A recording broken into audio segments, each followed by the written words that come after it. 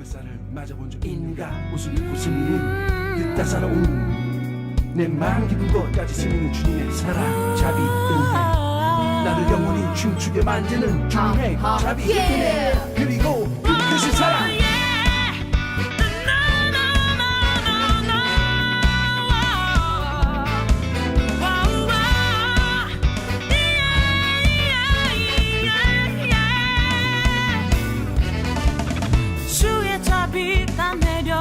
내려와 주의 자비가 봄비같이 주의 자비가 내려와 나를 덮네.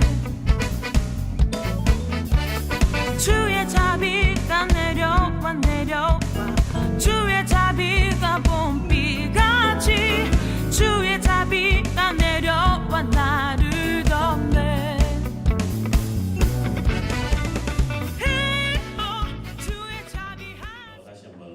손으로 표현하면서 샬롬 인사하면 돼요? 샬롬. 네. 혹시 오늘 저를 처음 보시는 분들이 있으면 이게 뭔 난리야 이럴 텐데, 샬롬은 혼자 하는 게 아니라 옆에 있는 분하고 같이 샬롬하는 거다.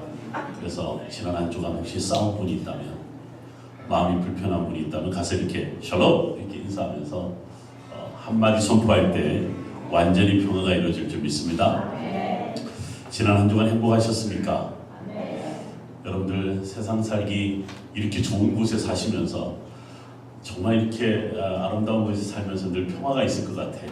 저같이 참 찌든 곳에 있는 곳은 사람은 별로 평화가 없는 것 같아요. 저는 가는 곳마다 별로 이렇게 좋지 않은 데만 주로 다녔던 것 같은데, 이렇게 며칠 동안 있으면서 이렇게 보니까 참 아름다운 곳에 있으니 아름다운 분들만 있는 것 같아요. 아름다운 인생 사시기 바랍니다. 오늘 저는 성가대 이름이 너무 좋아. 예루살렘.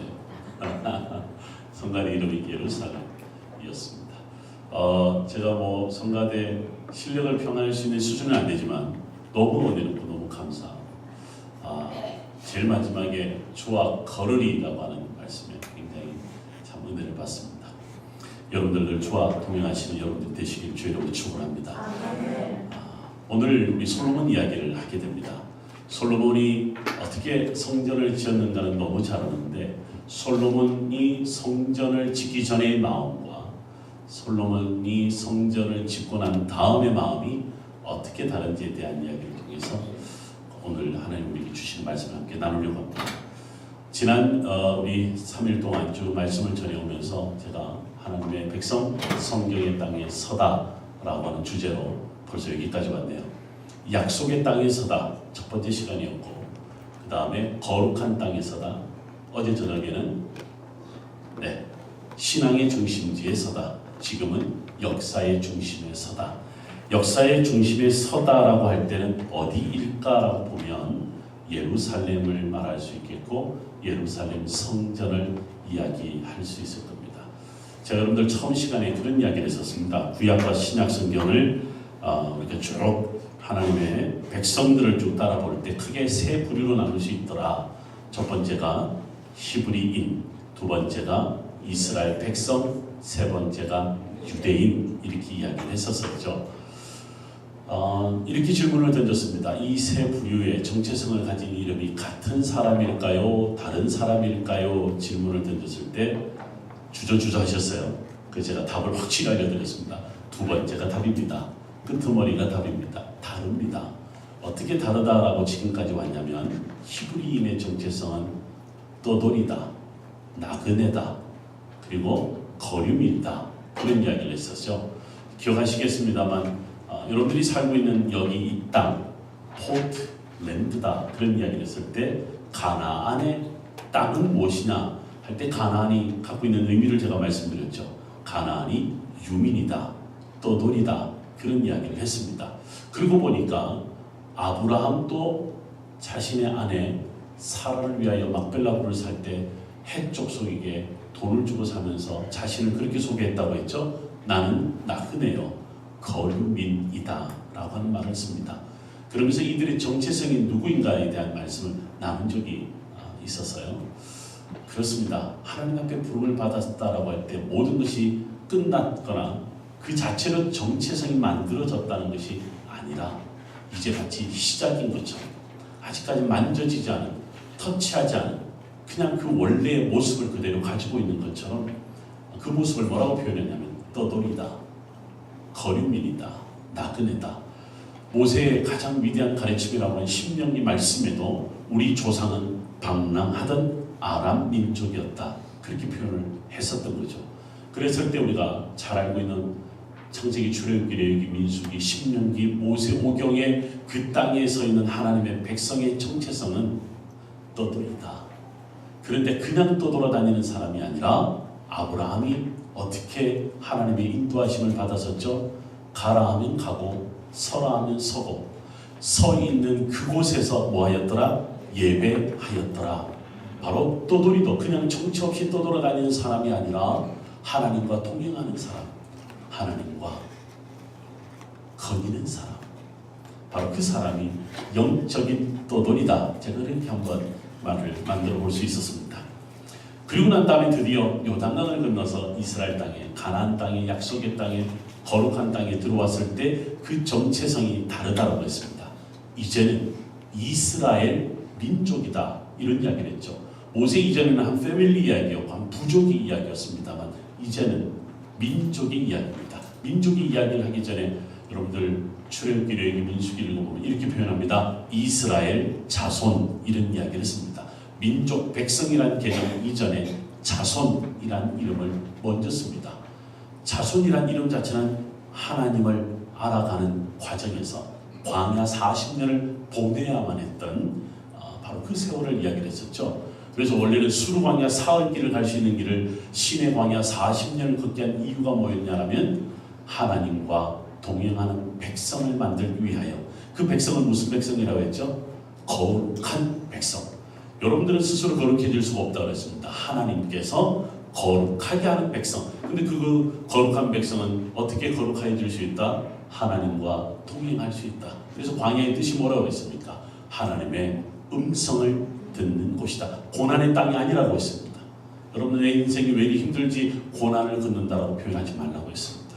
오히려 고난은, 광야는 하나님을 만나는 장소, 하나님의 음성을 듣는 장소, 그렇게 표현을 했던 적이 있습니다. 그리고 인생을 다 살아온 우리 지금 시점에서 뒤를 돌아보니까 그렇구나. 그게 내가 떠돌이일 때도 하나님이 함께 하셨고 광야를 거닐 때도 하나님이 함께 하셨고 이제 내가 약속의 땅에 들어온 이 순간에도 하나님이 함께하고 있다. 그렇습니다. 하나님의 백성은 그래서 늘 성경의 땅에 서 있는 것을 고백할 수밖에 없다 했습니다. 그럼 이스라엘의 뜻이 뭐라고 그랬죠? 하나님이 싸우신다 라는 뜻을 갖고 있었습니다. 그런데 모세오경에는 표현되지 않는 표현이 역사서에 등장한다고 했습니다. 특별히 세 인물에게 집중되어 사용한다고 해서 여호수아에게, 다윗에게, 여호사밧에게, 그들이 참 많은 전쟁을 치를 때마다 그 전쟁의 분기점마다 하나님이 뭐라고 말하냐면 이 전쟁은 여호와께 속한 전쟁이다. 그전에는 여호와가 싸우신다는 표현을 썼지만 전쟁이라고 하는 표현은 여호수아부터 실질적으로 사용되는 것을 봅니다. 그래서 이스라엘은 싸운다라는 뜻입니다. 제가 가끔 이스라엘에 오래 살면서 유대인들에게 농담삼아 하는 말이 있습니다. 니들은 나라 이름부터 바꿔야 돼. 그러냐? 그렇지 않으면 끊임없이 전쟁만 있는 나라일 거야. 이름을 뭘로 바꿀까? 제가 그냥 쉽게 표현할게. 안 이스라엘. 싸움을 하지 않는다 이렇게 바꾸면 안 되겠니? 그러면 싸움이 끝나지 않겠어? 그러니까 랍비가 뭐라고 그러는지 아세요? 너는 하나만 알고 둘은 역시 모르는구나. 감히 유대인을 따라올 수 없지. 이런 이야기네요. 이 이스라엘은 사실은 우리가 싸우는 게 아니라 하나님이 싸우는 건데 이 싸움은 영적인 싸움이야. 만약에 우리 유대 정체성이, 이스라엘 민족의 정체성이 끊임없는 싸움을 치르지 않았으면 오늘의 우리는 없는 거야. 그 싸움을 통해서 오늘 우리가 있는 거야. 그래서 우리는 늘 싸울 때마다 그 전쟁을 치를 때마다 하나님 도와주시옵소서. 우리는 작은 땅, 작은 민족, 소수일 뿐입니다. 나는 작은 자일 뿐입니다. 하나님이 돕지 않으면 싸울 수 없습니다. 가나안 땅에 들어갔을 때 모든 전쟁이 끝날 줄 알았는데 이제는 행복이 시작될 줄 알았는데 오히려 더 큰 전쟁을 치러야 되는 약속의 땅의 삶은 어떻게 감당할 수 있겠을까? 그런데 말이야, 부딪히고 보니까 이 싸움이 바로 여호와의 싸움인 것을 알게 된 거죠. 그래서 그들의 이름을 뭐라고 불렀냐? 이스라엘 민족이다. 이제 그 이름이 붙여진 겁니다. 그래서 오늘 여기까지 온 거예요. 사울과 다윗 시대를 거쳐서 예루살렘까지 왔다는 겁니다. 이제는 역사의 중심 예루살렘에 섰다는 겁니다. 와, 우리가요 창세기부터 여기까지 왔습니다. 단 4번 만에 후다닥 지나온 것 같지만 열심히 말씀을 따라 온 거죠. 그럼 제가요 이렇게 이야기를 합니다. 학생들에게 인생에는 길이 있다. 근데 성경은 그 길을 2가지를 이야기를 한다. 제가 얼마 전에 책을 하나 써냈습니다. 그 길의 의미를 묻다 이라고 해서 3명의 책을 공저했는데 저는 예수의 길, 그 다음에 또 한 분은 루터의 길, 또 한 분은 문중경의 길이라고 해서 한국의 어느 여자 선교사의 그 삶을 그려놓은 그 길을 표현했습니다. 제가 한 100여 페이지에 걸쳐서 그 길의 의미를 묻다, 예수의 길 이야기를 하면서 길에는 2가지가 있다. 성경은 그 길을 2가지로 가르치는데 하나는 히브리 말로 데레크라고 해서 그냥 발로 밟는다. 발로 밟으면서 만들어진 길이 있다. 근데 이 길은 목적 없는 거야. 그냥 가다 보니까 길이 만들어진 거야. 우왕좌왕하든 사람의 흔적은 다 남는 거 아니겠습니까? 사람의 발자국은 다 남는 거 아니겠습니까? 그러면서 만들어진 길이 있더라. 그걸 히브리 말로 데레크라고 해요. 또 하나의 길이 있어요. 오늘 금방 우리 찬양하실 때 하나님과 동행한다, 하나님과 걷는다 할 때 사용되는 길이 따로 있습니다. 그 말을 할라카라고 가르칩니다. 혹시 유대교에 대해서 관심을 가진 분이 있다면 탈무드에 대해서 조금이라도 관심을 가졌으면 탈무드의 한 파트가 할라카가 있습니다. 할라카가 뭐냐면 걷다라는 뜻입니다. 걸으면서 만들어진 길인데, 자 그럼 그게 무슨 길이지? 여러분 유대인들은 율법이라는 말을 혹시 그 나라 말로 뭐라고 하는지 혹시 아십니까? 토라 그렇죠. 토라라고 이야기할 때 토라의 뜻이 있는데요. 영어로 슈트라는 뜻입니다. 쏘다라는 뜻을 갖고 있습니다. 어느 방향이 정해져 있고 그 방향을 향해 슈팅하는 것을 토라라고 가르칩니다. 그러면 토라, 율법, 뭘 향해서 슈트를 한다는 말이에요? 하나님의 말씀을 향하여 걸어가는 길을 할라카라고 가르칩니다. 하나는 정처 없이 걸으면서 실패도 하고 성공도 하고 원하지 않는 길도 가게 되고 목적했던 길을 가기도 하지만 그냥 목표 없이 걸어갔던 길. 근데 어느 순간에 이르렀을 때 아하 내가 이런 길을 따라왔지. 그때 그 길을 데레크라고 이야기하지만 처음부터 하나님을 만나고 하나님이 이끄시는 대로 살아가면서 걸어갔던 길을 할라카라고 가르치는 거죠.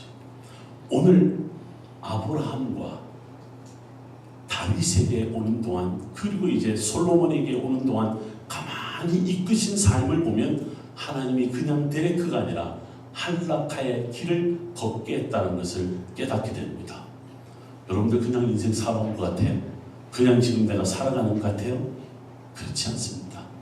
오늘 우리 찬양처럼 하나님이 이끄시는 대로 살아간다면 그저 그냥 걸어가는 데레크가 아니라 할라카의 삶인 줄 믿습니다. 그렇게 살아가야 됩니다. 그래서 우리가 왜 주일의 예배, 이 안식이 필요하냐면 안식은 resting, 쉬다는 뜻이 아닙니다. 제가 여러분들 뭐라고 나눴죠? 안식의 뜻이 뭐다? 스탑한다는 뜻이라고 하고 있습니다. finish가 아니라 스탑이에요. 내가 어떤 길을 걸어가는데 내가 갑자기 스탑하고 하나님의 음성을 듣는 거죠. 그러면서 우리는 오늘 뭘 보러 돌아봐야 돼요? 지난 한 주간 나는 잘 걸어왔나? 그리고 나는 지금 계획하는 일을 잘 걸어가고 있나? 이걸 한번 우리가 잘 점검을 해야 돼요. 근데 그 점검은 다른 것을 통해서 점검하는 것이 아니라 하나님의 말씀을 듣는 거죠. 오늘 솔로몬의 마음을 통하여 내가 잘 걸어가고 있는지, 데레크의 삶을 살아가는지, 할라카의 삶을 살아가는지를 우리가 오늘 볼 수 있는 거 아니겠습니까? 그래서 스탑해야 돼요. 여러분들 꾸준히 달려간다고 성공하나요? 아니잖아요. 때로는 스탑해야 됩니다. 스탑해서 돌아보고 바라보고, 그래서 우리는 그 인생길을 가늠해 볼 수 있는 겁니다. 성경은 왜 유대인들이 왜 그들은 목적을 향해 걸어가는 삶으로 이 말씀을 비춰봅니다. 수천 년이 지나도 그들은 이 동일한 말씀을 늘 읽고 묵상하고, 우리도 오랜 세월 예수님을 알고 성경을 읽고 또 묵상하는 그 이유가 뭐냐면 말씀이 우리로 하여금 한락하의 삶으로 이끌어주기 때문에 그렇습니다. 그래서 오늘 아브라함이었다. 아니 그 이전 창세기 때부터 시작을 해서 오늘 다윗 예루살렘에 올 때까지 하나님이 예루살렘으로 인도하셨다는 겁니다. 여러분들 그 예루살렘으로 인도한 이스라엘 삶을 통해서 우리도 그 고백을 했으면 좋겠습니다. 여러분 오늘 3장을 읽었을 때 솔로몬이요 하나님 앞에 예배를 드립니다. 기본 산당에 가서 일천 번제를 드리면서 하나님 앞에 최선을 다해 예배를 드립니다. 그 최선을 다해서 예배 드리는 그 모습을 보고 너무너무 예뻐서 하나님이 야 솔로몬아 뭘 해줄까? 네 마음에 뭘 원하니? 라고 물었습니다. 여러분들 당연히 지금 하나님 여러분에게 얘들아 내가 너에게 뭐 해줄까? 그럼 뭘 원할 것 같아요? 저는요 하나님 돈 좀 주세요. 홍대 앞에 교회를 세웠는데 그 건물에 4층을 쓰는데요 그 지하 1층에 클럽이 들어왔더라고요. 아니 우리가 클럽이 있는 건물에 들어갔더군요. 하나님이 저를 그걸 못 보겠는데 하나님 저 클럽을 나에게 주면 안 될까요? 저 클럽 안에 도서관을 세우면 안 될까요? 그 주변에 엄청나게 많은 클럽을 나는 왜 못 보고 거기로 교회를 개척을 했지? 근데 알고 보니까 그 클럽을 향해서 주님 기도하라고 하는 거였군요. 아 하나님 여기까지 인도해 주셨군요. 그러니 하나님 저에게 돈 좀 주세요. 저거 다 살 수 있도록 해주세요. 저는 그렇게 기도할 것 같은데 여러분은 어떻게 기도할 것 같아요? 지금 여러분들이 내가 너에게 무엇을 하여 줄까 그러면 뭘 달라고 할 것 같아요? 솔로몬은요 멋진 대답을 합니다. 듣는 마음을 주옵소서. 듣는 마음을 주옵소서. 지금 여러분들이 읽고 있는 이 성경은 개역 개정 버전이라고 해요. 옛날에는 개역 한글이라고 있었어요. 개역 한글에는 듣는 마음을 뭐라고 번역하냐면 지혜로운 마음 이렇게 번역해 있습니다. 우리 어르신들 예전에 읽었던 성경은요 지금도 듣는 마음이라고 읽지만 지혜로운 마음이라고 읽은 분이 계실 겁니다. 지혜로운 마음으로 번역을 했습니다. 지혜를 주옵소서 그랬단 말이죠. 여러분 잠언서는 이렇게 해야 합니다. 히브리 말로 아니 호마 하나님 자신을 가리켜서 지혜자라고 표현했습니다. 그럼 지혜로운 마음은 뭐예요? 하나님의 마음이죠. 듣는 마음은 뭐예요? 하나님의 말씀을 듣는 마음이죠. 솔로몬은 굉장히 똑똑하죠. 솔로몬이 대단히 똑똑한 사람입니다. 하나님이 원하시는 정답을 내놨어요. 그렇게 말하니까 하나님이 뭐라고 그래? 이 말씀 때문에 주의 마음에 든지라 이러는 거라. 여러분들 제발 주의 마음에 드는 기도 좀 하십시오. 주의 마음에 듣는 마음을 좀 한번 가져보면 어떨까? 그거 어려운 거 아니더라고. 솔로몬이 제일 먼저 했던 그 피그린 나라는 엄청난 권력 투쟁을 통해서 왕이 된 사람이거든요. 자기 앞에 다른 형이 왕이 되려고 하는 것을 나단 선지자가 빨리 바세바에게 달려가서 바세바를 설득을 해서 또 다윗에게 병들어 누워있는 다윗에게 가서 다른 놈이 지금 왕이 되려고 합니다. 당신 내 아들과 약속했지 않습니까? 빨리 왕을 세주옵소서. 그렇게 해서 왕이 된 사람이 솔로몬입니다. 솔로몬이 왕이 될 때 얼마나 급했던지 원래 세우지 않는데 기혼셈에 데려가서 왕을 세웠다 이렇게 이야기를 해요.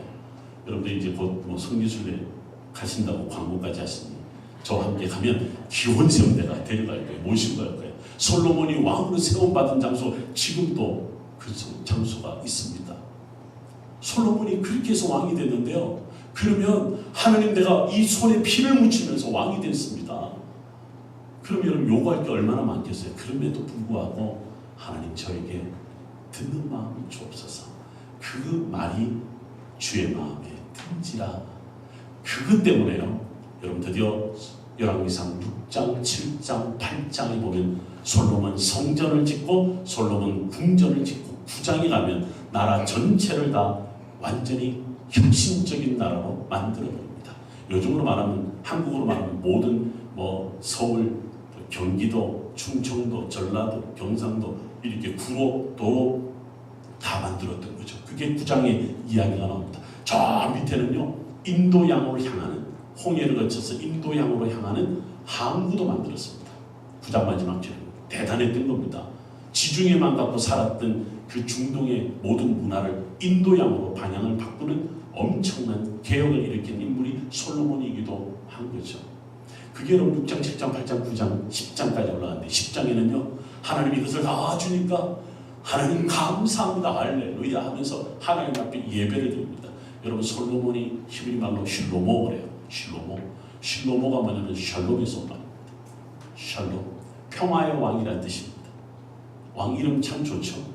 그리고 난 다음에 그가 제일 먼저 했던 역시 제사 이름도 뭐냐면 화목제였습니다. 화목제를 히브리 말로 뭐라고 그래요? 샬롬 그래요. 샬롬 하면서 이 땅에 평화가 이루어졌다. 이랬던 놈이요. 죄송합니다. 이 놈이 11장 1절에 여자를 사랑하였더라. 요따구식으로 바뀌어요. 근데 지금 오늘 읽었던 11장 9절은 뭐라냐면 마음을 돌려 여호와를 떠났다 이렇게. 뭘 돌려요? 마음을 돌려요. 그 마음이 무슨 마음이에요? 듣는 마음을 돌려버렸다는 거라. 하나님의 음성을 들어야 될 마음 속에 다른 것이 들어갔다는 거예요. 다른 것이 들어갔다는 거야. 여러분들 우리가 왜 예배자로 나오냐면요. 여러분들 아무리 똑똑해도 아무리 성경을 많이 알아도 아무리 기도한다 하더라도 교회 공동체가 모여 기도한다. 목회자를 통해서 하나님이 흘려주는 말씀을 듣는 이 예배 공동체가 왜 중요하냐면요. 우리가 하나님 앞에 받은 아내니 하나님을 향한 마음이 흔들리지 않기 위하여 이 자리에 나옵니다. 만약 여러분들 화면 앞에서 예배 드리면 어떻게 드려요? 자다가도 부시시한 채 예배 드립니다. 밥 먹다가도 예배 드립니다. 게임하다가도 예배 드립니다. 그게 예배입니까? 여러분들 지금 오늘 제가 그동안 우리 장로님이 양복 입은 거 못 봤는데 오늘 양복을 쫙 입고 나오셨어요. 여러분 어때요? 교회 앞에 나올 때 깨끗하게 샤워하고 그렇잖아요. 옷을 갈아입고 성가대 일찍 나와서 말씀으로 준비하고 찬양으로 준비하고 기도로 준비하고 여러분도 어떤 마음으로 준비하는지 여러분이 그 마음을 읽을 수 있잖아요. 그게 듣는 마음이에요. 하나님 앞에 나오는 그 마음이요. 솔로몬에게 어떤 마음이 들어갔냐면 이방 여자를 사랑하였다. 여자가 몇 명이었다? 1000명이었다. 참 복도 많은 남자라고. 근데 여러분 자세히 아십시오. 이 여자는 그 여자를 가리키는 말이 아닙니다. 제가 학생들에게 이런 질문합니다. 왜 솔로몬은 999명도 아니고 1001명도 아니고 하필 1000명의 여자를 얻었을까? 이렇게 물었습니다. 학생들이 별 생각이 없다가 제가 그러네요 이래요. 여러분 아까 듣는 마음을 달라고 그럴 때 어떻게 예배자로 썼어요? 1000번째의 마음을 가진 자였어. 근데 지금은 1000개의 우상을 섬기는 마음으로 바뀌어버린 거예요. 여러분 그 여자라고 하는 것은 다른 게 아니에요. 우리가 역사적으로 솔로몬 시대가 가장 이스라엘 역사상 태평천대하는 때였습니다. 어떻게 보면요 다윗은 전쟁을 통해서 땅을 하나님이 주신 땅을 약속을 통해서 받았지만 솔로몬은요 무혈전쟁이야. 크게 전쟁을 치르지 않고 다윗에게 약속한 땅을 다 부여받았던 땅에 이유는 북쪽은 북쪽대로 남쪽은 남쪽대로 자기 나라의 일들로 바빴어. 솔로몬 때는 정말 나라가 별로 주변의 나라가 공격을 하지 않고 전쟁을 치러오지 않은 때였습니다. 근데 더더욱이 그 나라의 공주들과 결혼까지 했네. 그 공주들이 다 시집을 와서 솔로몬 궁전에 살았네. 솔로몬 궁전도 발견됐습니다. 여자들의 방은 제가 못 찾았는데요. 하여튼 궁전도 발견이 됐습니다. 엄청납니다. 그런데요, 이 여자들이 들어오면서 누구를 데리고 와요? 자기들의 신을 데리고 옵니다. 그 나라의 국가 신을 데리고 옵니다. 오늘 읽었을 때 뭐라고 그래요? 여호와를 떠나고 다른 신을 섬겼다. 다른 신에게 말을 들으며 그 다른 신을 따랐다. 이렇게 나옵니다. 그래서 우리 어저께 공부할 때 기억나세요? 그 신이라는 말이 원래 원어가 뭐로 되어 있다고요? 엘로힘으로 되어 있다고 했습니다. 여러분 신 우상이란 말이 다른 이름인 줄 아세요? 아니에요. 엘로힘입니다. 여러분 우리가 영어로 God 할 때 대문자 God 쓰죠. 근데 소문자 GOD가 되면 뭐예요? 똑같은 것인데 똑같은 신인데 똑같은 하나님인데 하나는 대문자고 하나는 소문자 똑같은 의미입니다. 엘로힘이란 말이요. 뒤에 수식하는 말이 있어요. 다른 엘로힘, 아헤림. 그러면 이때 엘로힘은 하나님이 아니라 우상이 되는 겁니다. 이스라엘 사람들은요 너무 쉬웠어요. 왜? 엘로힘이라고 늘 부르는데 여호와를 엘로힘으로 부르는 게 아니라 바알을, 아세라를, 그못을, 몰렉을 엘로힘으로 부르기 시작한 거예요. 나라가 발전하고 세상이 성장하고 많은 사람들이 지혜롭고 가진 게 많아지는 것은 좋지만 그 마음 속에 하나님의 마음이 점점점 줄어갑니다. 자기가 최고라고 여겨지는 거죠. 여러분들 아브라함이 됐죠. 여러분 아브라함이 뜻이 뭐냐고 물어보면 대답 안 해도 됩니다. 잘 알고 있을 것 같으니까 지고한 아버지 이렇게 표현해요. 아브라함은 여러 민족의 아버지라는 뜻이에요. 많은 사람들이요 잘못 가르치고 있는데 아브라함 할 때 지고한 아버지 하나님이 그를 지고한 자로 세워졌다 그런 소리 아닙니다. 뭔지 아세요? 지 잘난 맛에 살아가는 아버지였습니다. 하란에서 대단하게 자수성가한 사람이 아브라함이었습니다. 우르를 떠나 하란을 가서 정말 홀홀단신 조카 한 명 데리고 하란에서 성공한 사람. 제가 하란을 가봤을 때요 역사적으로 하란은 동방과 서방이 만나는 그 시대에 주전 15세기 이후에 엄청난 문화가 충돌하고 때로는 만나는 장소였습니다. 거기서 그냥 소위 말해서 우리로 말하면 그냥 짝대기 하나만 꽂으면 식당이 되고 씨만 뿌리면 엄청난 것을 수확하는 비옥한 땅이었습니다. 떠돌이로 살았던 그는 거기서 엄청난 돈을 벌었으니 스스로 야 마리아 나는 이런 아버지야 라고 하는 이름이 아브라함이었습니다. 람은 높다는 뜻이고 하늘을 모르고 자기 잘난 맛에 살아갔던 그를 하나님이 부르셨던 거죠. 이제는 네가 아브라함이 아니라 아브라함 너를 중심으로 살아가는 것이 아니라 여러 민족을 하나님이 잃어버린 백성을 하나님이 꼭 찾아야 할 백성을 주께로 인도하는 아버지로 살아라. 그게 아브라함의 받았던 소명이었습니다.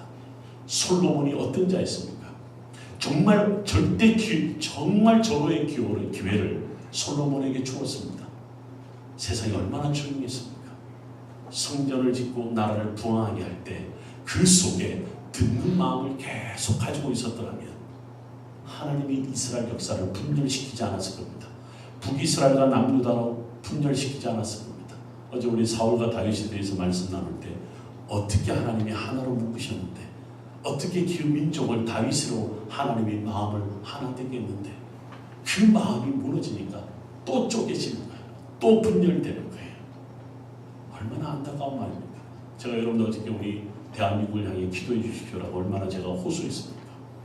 하나님의 말씀으로 세워진 민족인데 나라인데 이제는 하나님이 없다고 말합니다.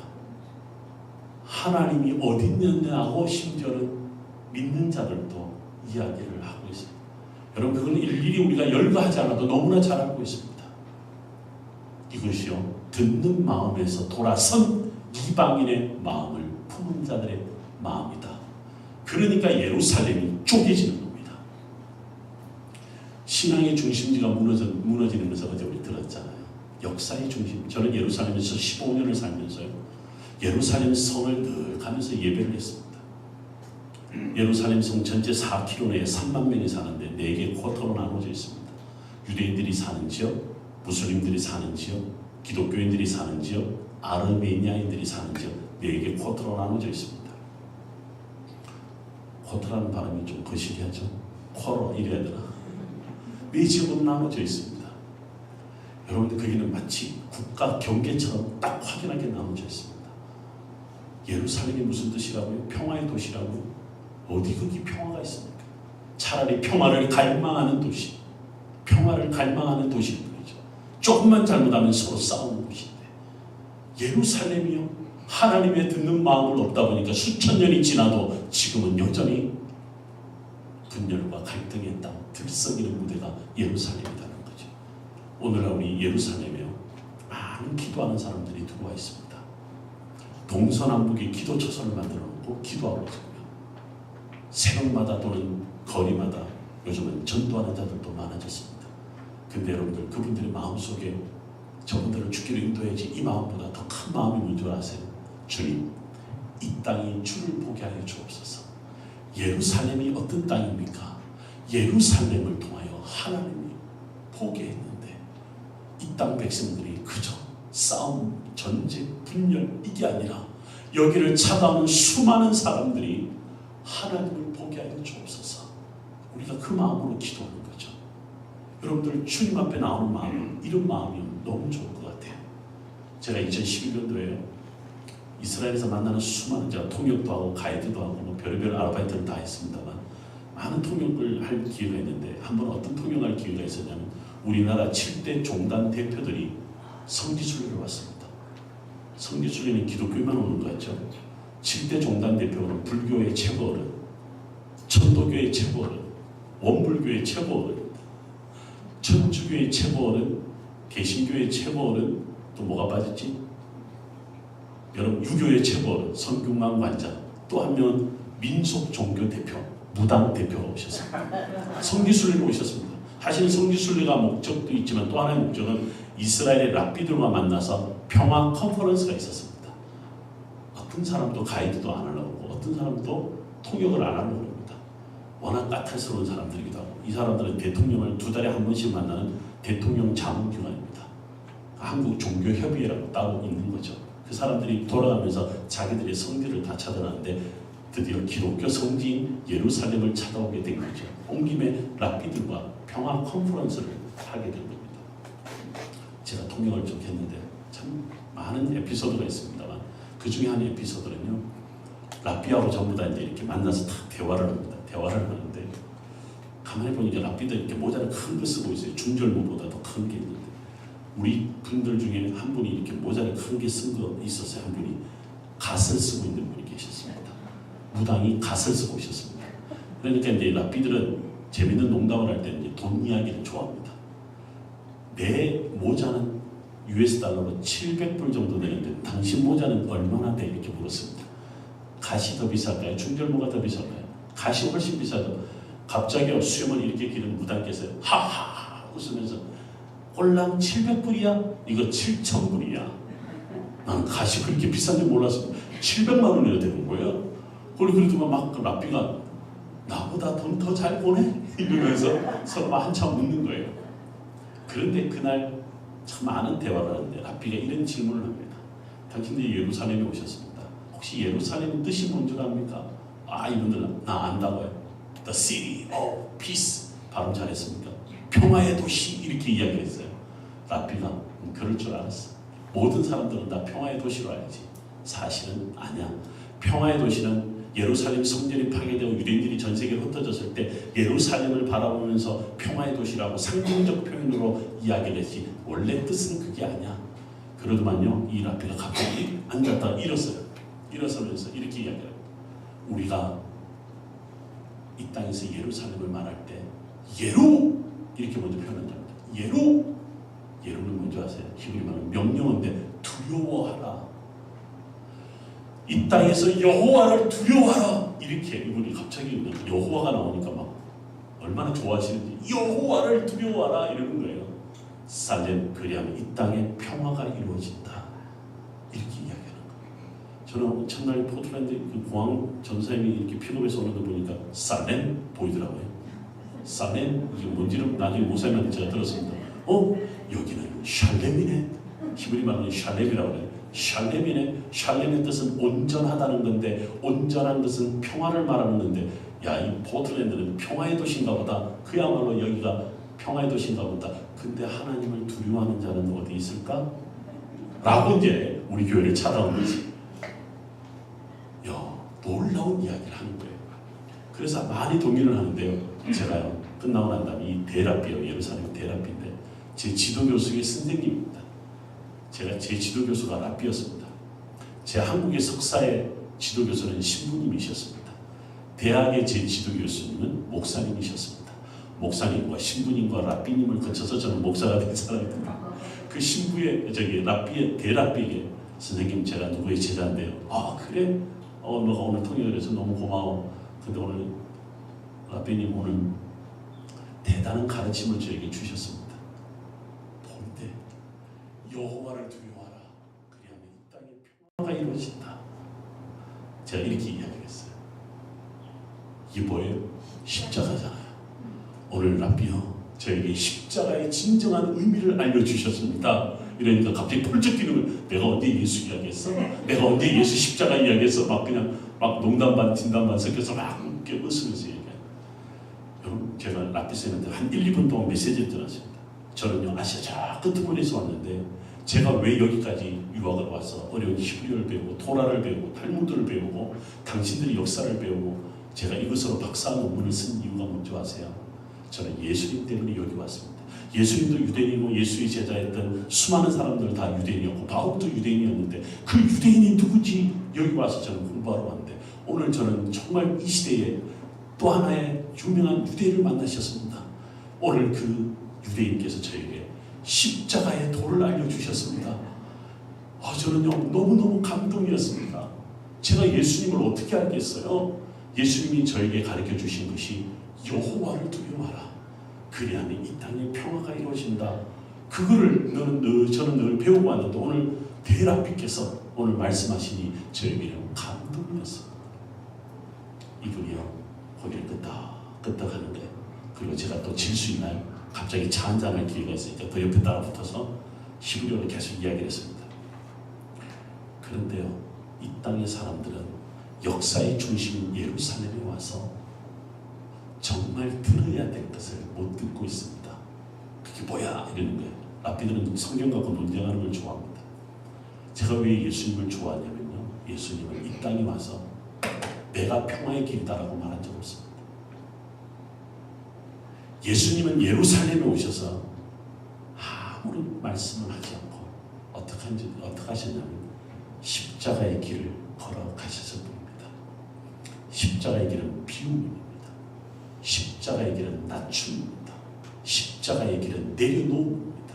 십자가의 길은 모든 사람을 품는 길입니다. 근데 모든 사람들이 예루살렘만 오면 자기가 최고다. 내가 평화를 이루겠다. 내가 이 지구의 평화를 이루겠다. 무슨 독수리 오용대도 아니고 자기가 최고라고 이야기를 합니다. 자기가 최고라고 이야기를 합니다. 근데 우리 예수님은 당신을 다 내려놓으면서 이 땅의 평화를 말씀해 주셨습니다. 그래서 저는 지금도 성지순례를 안내하면서 십자가의 길을 갈 때마다 아무도 없는 새벽에 갑니다. 낮에 가면요 완전히 시장통이에요. 완전히 장사꾼들의 길이에요. 새벽에 가면 조용한 그 길에 찬양하며 갑니다. 보혈을 지나 하나님 품으로 보혈을 지나 아버지 품. 제가요 20년 동안 가이드를 한 사람이에요. 저를 거쳐서 거쳐간 사람이 얼마나 많겠어요. 저는 그 길을 갈 때마다 또 걷고 또 걷고 또 걸어갑니다.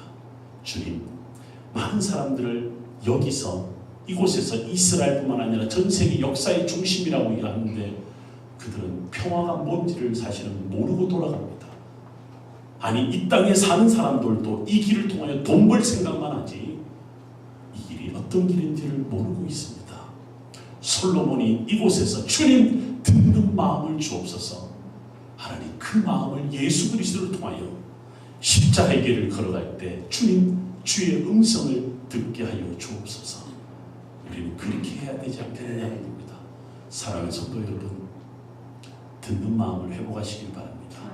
주님과 동행하며 예수 그리스도를 통하여 그분이 그 길에서 보여주셨던 하나님 나라의 마음을 품고 살았으면 좋겠습니다. 그러면요 여러분들 기억나세요? 젊은이들이 뭘 한다고요? 늙은이들이 뭘 한다고요? 꿈을 꾸고 이상을 보고 환상을 본다고 했습니다. 그 듣는 마음, 한 사람의 듣는 마음을 통하여 역사가 바뀌어진다고 했습니다. 여러분 오늘 저는 이곳이 예루살렘인 줄 믿습니다. 여기서 듣는 마음을 통하여 예수 그리스도와 동행하는 여러분들이 역사의 중심인 줄 믿습니다.